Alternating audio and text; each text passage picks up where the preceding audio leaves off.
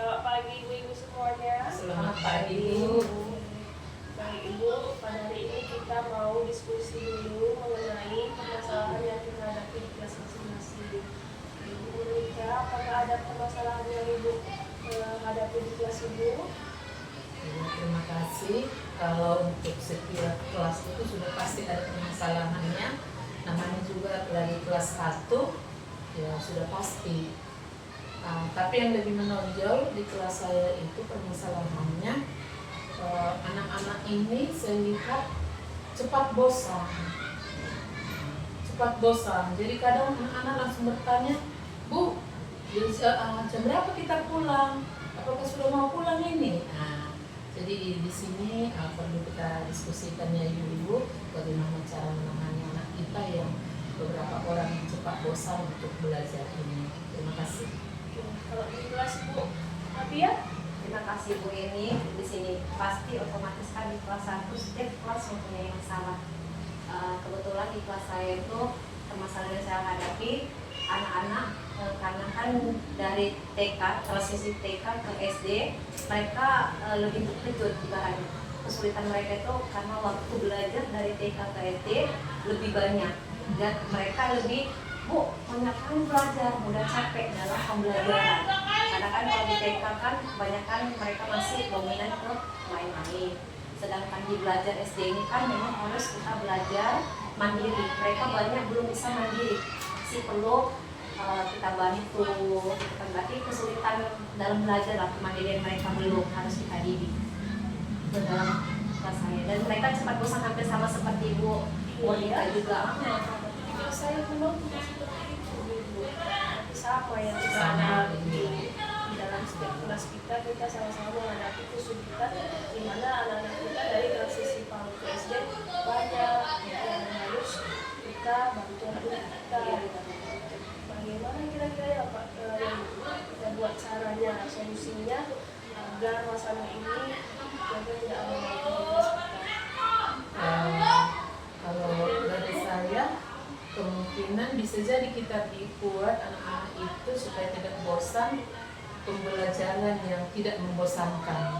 Contohnya ya seperti pendidikan Pancasila ini kan ada, kita pakai dadu itu, kita suruh anak-anak bermain menyanyikan sebuah lagu, dadunya nanti pas menuju bilangan 1 lalu langsung kita suruh anak-anak itu mengucapkan Pancasila. Kalau bilangan 1 yang keluar, kita suruh anak itu menyebutkan Pancasila sila pertama. Jadi itu kan sudah membuat mereka agak bermain sambil belajar. Nah, kira-kira solusi dari saya seperti itu. Kalau saya, menurut saya solusi yang pertama gitu kan ibaratnya kita satu guru lebih harus kerjasama sama orang tua. Karena kan kita konsultasikan dulu sama orang tua, bukan bagaimana supaya anak itu dilatih untuk belajar mandiri, biar bisa ibaratnya di sekolah pun mereka tidak terkejut. Jadi perlu juga ada konsultasi kerjasama antara guru sama orang tua. Awalnya dulu memang kita harus komunikasi sama orang tua ya memang iya. Di proses pembelajaran kita memang lebih baik menggunakan banyak media, banyak banyak medianya. Bermain sambil belajar sambil bermain tidak boleh. Kalau di dalam tidak bosan, kayak kapan pulang, tidak mau pulang gitu. Jam berapa pulang? Jam berapa pulang? Masih lama nggak pulang? Sama kayak gitu. Karena kemungkinan ya di TK mereka sampai jam 10 udah selesai, sementara kita sampai jam 11 lewat 15. Jadi perubahan waktu itu memang perlu seperti yang Ibu Nadia tadi bilang, harus konsultasi dulu dengan orang tua. Sudah komunikasi antara guru sama orang tua, ya. Dan juga kalau di pelajaran matematika juga sering kita gunakan pacul-pacul medianya, anak suka itu.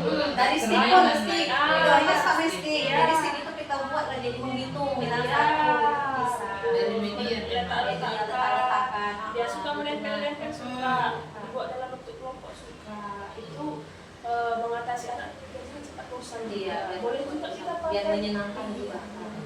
Kita boleh juga pakai buat juga boleh, baju juga depan. Iya.